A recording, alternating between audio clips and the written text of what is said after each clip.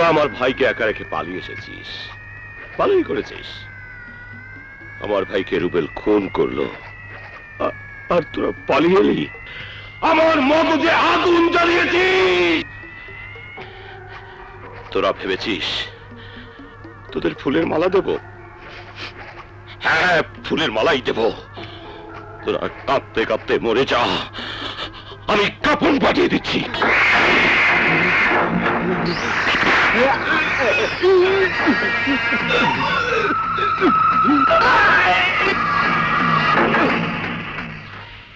Hello hello, police station. Sub inspector Azad বলছি। সাংবাদিক রাশেদ হায়দার ও তার স্ত্রী ফারহানার উপর যে নির্যাতন করেছে সেই ক্রিমিনাল হচ্ছে রুবেল। সেই রুবেল একটু আগে 4 জন নিরীহ মানুষকে ফাঁসিতে ঝুলিয়ে হত্যা করেছে। ইয়েস, রুবেল একজন ভয়ঙ্কর খুনি। He is a cold blooded murderer. আমি এক্ষুনি আসছি।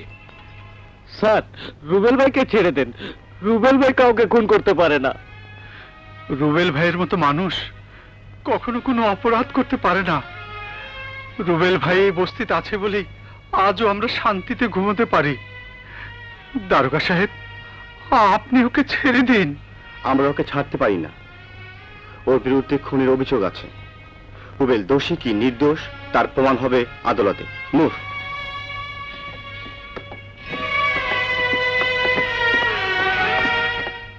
ফারহানা, তোমার আইন ওদের বিচার করতে পারবে না, আদালত ওদের বিচার করতে পারবে না। আমার আদালতে আমি ওদের বিচার করব।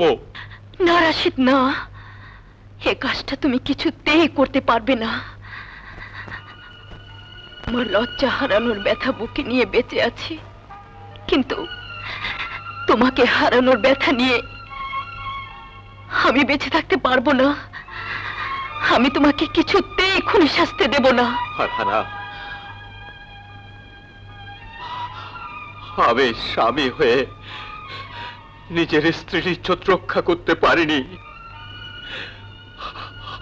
আমার এই যন্ত্রণা কত বড় যন্ত্রণা তোমাকে আমি বোঝাতে পারবো না।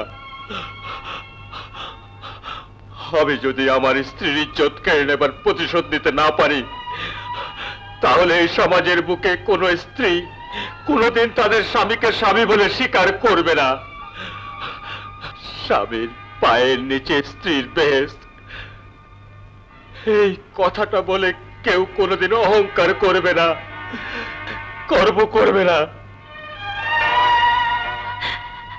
তোমার যন্ত্রণা আমি বুঝি, তবু আমার সমস্ত ঘটনা নিজের চোখে দেখার পর তুমি যখন আমাকে তোমার স্ত্রীর মর্যাদা থেকে বঞ্চিত করনি, ফারহানা, তখন একটা অনুরোধ, খুনি সেজে তুমি আমাকে বিধবা সাজতে বাধ্য করো না।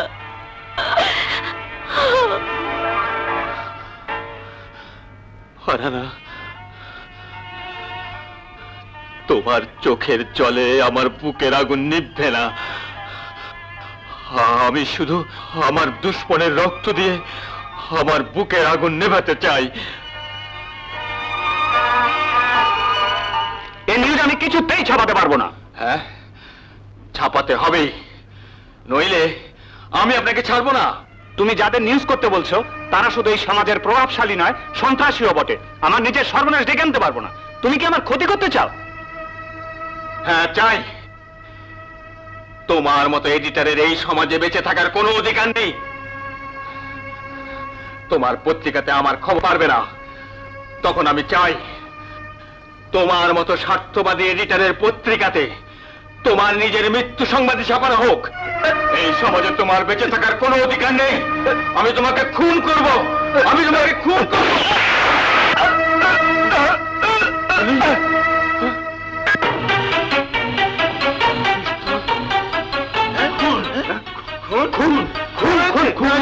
আমাদের এডিটর খুন করেছে। কে কোথায় আছো? আমাদের আমি খুন করিনি।